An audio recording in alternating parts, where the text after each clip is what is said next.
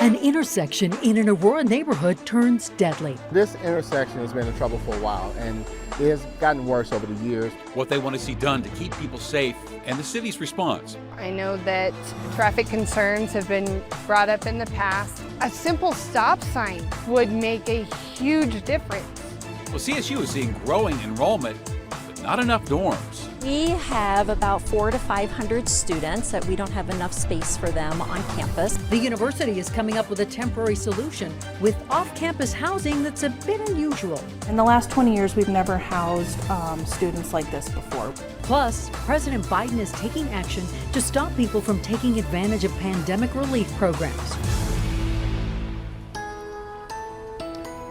First tonight at 6, parts of the Front Range under a flood warning, and Denver broke a record today, reaching 100 degrees for the 5th time this summer. Yeah, what a Friday. So we want to get straight to meteorologist Stacey Donaldson, who's tracking the rain and the heat. That's right, 100 degrees this afternoon, breaking a previous record of 99. We had other triple-digit readings here across northeastern Colorado and the southeastern part of the state with 70s and 80s for the mountains. But here in Denver at the airport, we broke that previous record of 99 degrees set way back in the 1800s. And yes, this is our 5th 100-degree day this summer. Now, we also have heavy rain up in the higher elevations. We've had some rain here on the south side of the metro. We also had a tornado warning earlier about 3:45 near the airport with a landspout reported there. Also rain on the south side of the metro area and flood warnings up to our northwest near Estes Park. We're going to be talking more about how long these will stick around and the rain we'll be seeing this weekend coming up. All right, thank you, Stacey.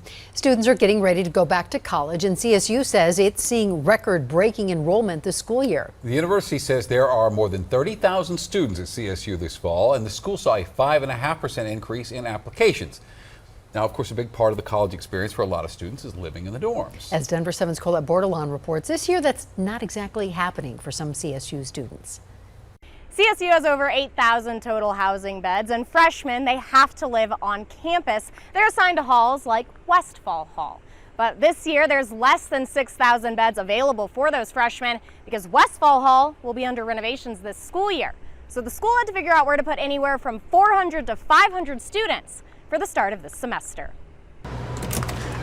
Ashley Summers, who owns the Best Western University Inn, I've been here for 20 years at this hotel. is completely sold out through the end of September. We've never housed students like this before. Her 70 rooms will become a dorm of sorts. On Monday, we are taking apart all of our king-size beds, moving them into storage. The university will be bringing in twin-size beds to take their place.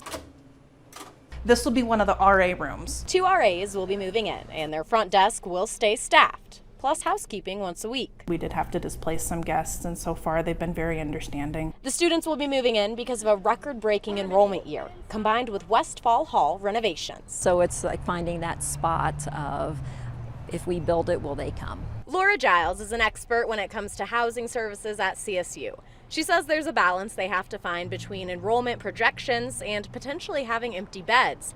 But she understands families who may be concerned. College already feels like the unknown, and then you add this layer on top of it. She says they monitor cancellations and no-shows, hoping to get the students onto campus as soon as they can. The same safety and security that we provide on campus is what we are duplicating in the Best Western. CSU is working to create moving assistance to help any students staying at the Best Western when they eventually move to campus, which is just across the street. I'm just glad as a small business owner we can do our part to help when needed. Feels good. And as a CSU alum herself, I hope the students enjoy themselves. Summers wants her hotel to be a place where these students feel at home.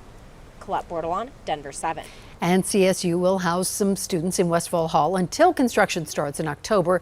Then they'll move to empty rooms on campus. Students staying at the Best Western would be the next to move. A Loveland police officer will spend less than 2 months in jail for her role in the violent arrest of a woman in her 70s. Daria Jalali was sentenced to 45 days in jail for standing by and just watching the assault. Jalali will also serve 3 years probation and complete community service. The defense played a 12-minute video clip of Gardner's 2020 arrest during the sentencing today. We spoke to Gardner's family just after.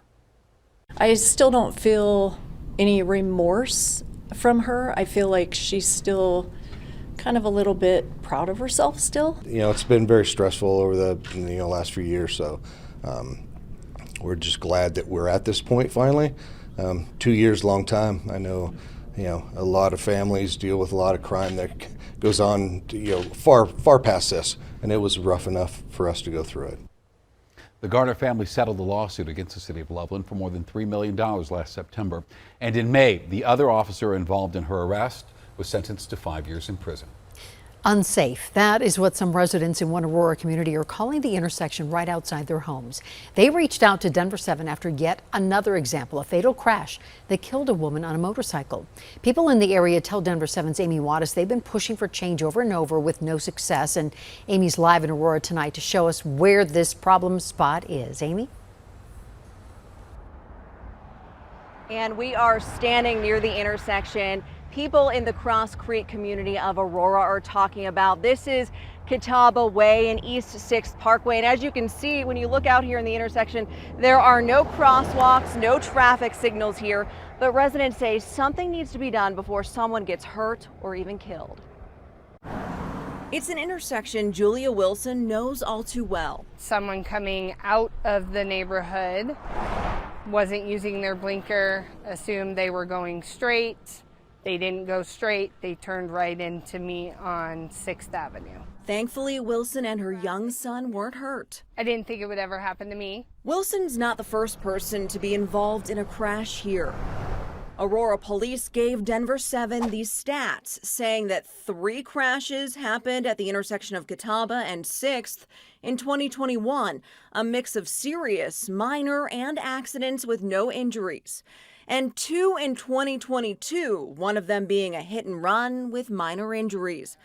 Cross Creek resident and president of the Neighborhood Association, Gerald Lane, says traffic has gotten worse here over the years due to high growth east of the community.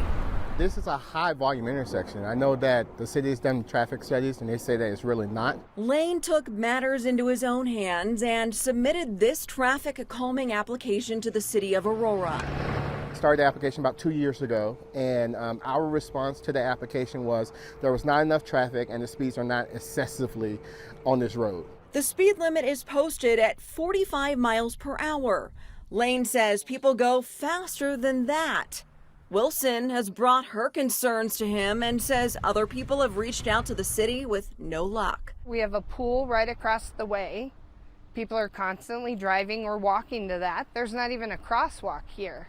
She's hoping something can be done soon as summer winds down and the school year approaches. They have residents of this community begging. A simple stop sign would make a huge difference.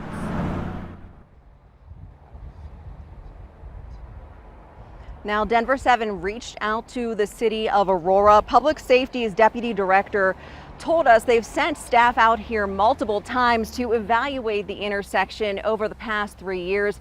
They say they do plan on moving forward with plans to design a traffic signal here. Reporting live in Aurora, Amy Wattis, Denver 7. All right, we'll be sure to follow up. Thank you, Amy. And police are looking for the driver who swerved onto a sidewalk in Aurora, hitting and killing a 41-year-old man and his 2 dogs. And that driver took off and ran away. This happened overnight near Reservoir in Mansfield, just south of Hamden and Tower Road. Officers say the person who did this was driving a Toyota Sequoia, which was left right there at the scene. They say the SUV wasn't reported stolen, and now police are working to contact the owner. A woman will spend 19 months in prison for taking $860,000 in PPP loans she didn't qualify for. Patricia Gilroy of Florida was sentenced in the U.S. District Court of Colorado. Prosecutors say she submitted fake PPP loan applications using 10 inactive companies. In addition to prison, she'll also have to pay back more than $900,000 in restitution. Well, President Biden signed 2 laws today holding people accountable who commit fraud under pandemic relief programs. Now, the laws give prosecutors more time to investigate cases, up to 10 years now. Federal officials have identified more than $78 billion in potentially fraudulent small business loans. They're also investigating more than 70,000 potentially fraudulent PPP loans, totaling $4.6 billion. For a long time, I was very confused about my purpose, All I knew is that I went through a lot of traumatic stuff. A Colorado woman who survived human trafficking is getting help from the legal system to rebuild her life. They've really given me back my life. They've given me the ability to heal. Wet weather headed our way this weekend. Looks like not only for Colorado, but most of the West. I'll let you know what the timeline looks like for rain here in the metro area. New Broncos coach Nate Hackett is a lover, not a fighter.